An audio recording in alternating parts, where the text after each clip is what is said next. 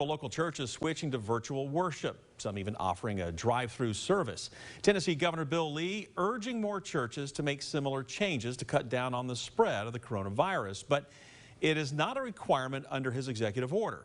And new at 6, reporter Blake Stevens talks to a pastor who is looking forward to opening his church Sunday morning.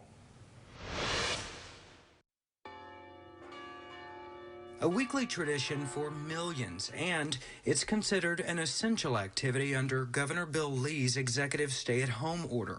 It's a designation Pastor Matthew Cook is pleased with. It would be a violation of the First Amendment and our God-given rights to peaceably assemble and to worship.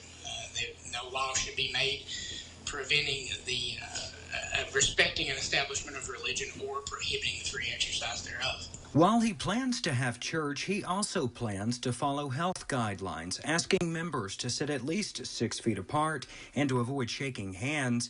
He sees church as no more risky or less essential than going to the grocery store. We've told people, don't come if you're sick at all, don't come. If you have any autoimmune disorders, or if you're over 60 and you're concerned, please don't come. Or if you're just scared. He also doesn't believe the government should be able to take those choices away. LMU law professor Stuart Harris explains it's an ability they have during an emergency. In normal times, it would be extraordinary for any governor to lock down the state or forbid travel, and likely would violate one or more constitutional rights. But these are not ordinary times.